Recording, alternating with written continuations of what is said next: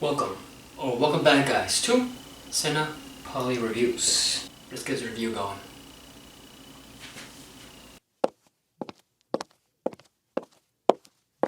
Love those click-clacking heels.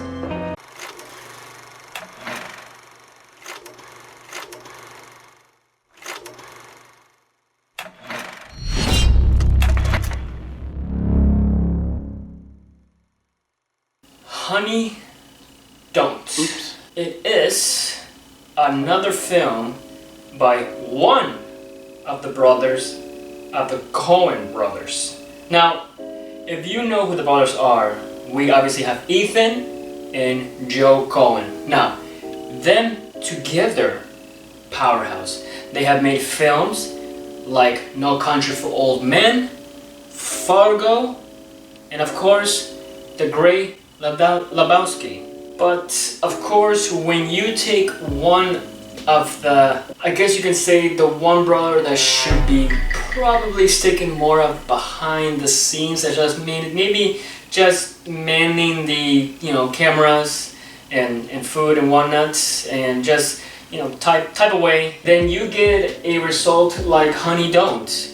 Now of course, Ethan Coen has also directed Drive Away Dolls. But here's the thing, that movie was very viewed as not a good film. So when he came back, I kind of thought to myself, okay, who is also screenwriting with him? Because he could have done himself, or he could have done it with his wife again, Trisha. Now of course I looked at it, and yes, look and behold, and of course the screenwriting partner of his was of course none other than his wife again, Trisha. And I'm not saying anything about that, about husband and wife, because some husband and wives duo can be really good, but when it comes to this, well, we get a result like this movie. And with that being said, let's just get into more of this movie, okay? Honey Don't. It is about small-town private investigator Honey O'Dohan probes a series of strange deaths that were tied to a mysterious church. Now, just from the summary, the synopsis of this film, it's a simple premise, simple concept of a whodunit film. That's all it had to be. But did Ethan Coen, did Trisha try to make it like that? Try to make it so simple? No. They had to make this movie complicated. And when I mean complicated, I mean part upon part upon parts upon plot upon plot upon plot, just dividing this simple goddamn synopsis into something that's so goddamn complex that they have to make this film into 3 movies all in one. And I get it. Paulie, how come you're rage baiting right now? How come you're getting mad? Because here's the thing, guys. I'm gonna step away for a second. Look at this synopsis. Simple. It's the fastest thing that I have read in this YouTube channel. If this synopsis was the film, and if it was made absolutely amazing, just like I know how Ethan and Joe Coen, when they work together, make it, it could have worked. But no, they said, you know what? This film is too simple. Let's mess this movie up and put more plots upon plots that don't really go with the main story. Let's just get another story in here. But besides that, let's get another character that barely is in there as well. And let's make this movie into parts. Parts upon parts. Let's make the audience confused. Okay, so let's go next to the characters here, the actors. Obviously, the main protagonist is Margaret Qualley, again working with Ethan Coen. And here she is, I'm not saying she was bad. She was very good at what she was portraying of this private investigator, doing it, the right way. How she talked, her mannerisms, her personality was on point of who she was trying to portray. Other characters here, Charlie Day played Charlie, just like Always Sunny in Philadelphia, pretty much the same person. Next person, Audrey Plaza. She plays, I'm not gonna spoil more of her character, but basically she just plays a police officer. It's a lesbian, gay thing going on, of course.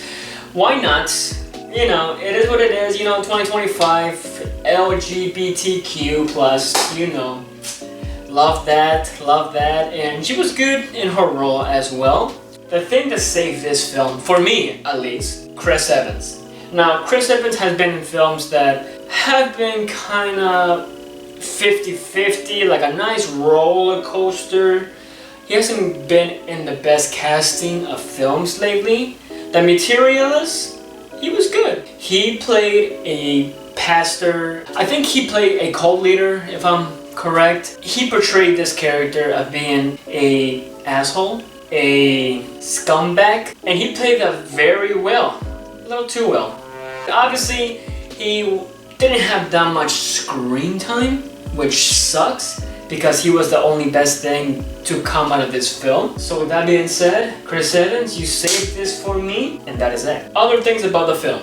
Okay, the jokes in this, every now and then I did chuckle a little bit. Some of the jokes did land. Other times, the humor of it was a little too forced. Once the credits started rolling, I walked out of there.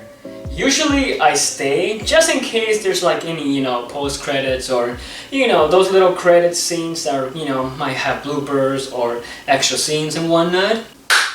Even if it did, I don't know. I walked out of there.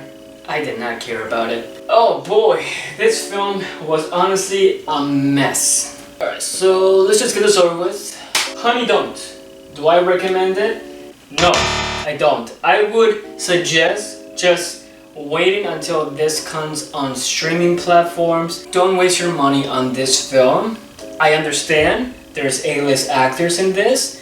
Chris Evans is pretty good, yes, you can go there for Chris Evans, but he doesn't have that much screen time, so you just waste your time, honestly, for most of the film, so I wouldn't still. Score-wise, I would have to give this, because of Chris Evans saving this movie for me, I would have to give this a 5 out of 10. Thank you, Chris Evans. I wish you had more screen time in this, because if you did, it would make the movie a lot better. That being said, 5 out of 10. So, what did you guys think of Honey, Don't? Did you like the film? Did you not like the film? I didn't. Put your opinions in the comments down below. Guys, don't forget to like this video, subscribe to the channel. As always, guys, I have been Polly. This has been Santa Polly Reviews. That is all, guys. Get my heels working. Love is kinda crazy with a spooky little boy like you.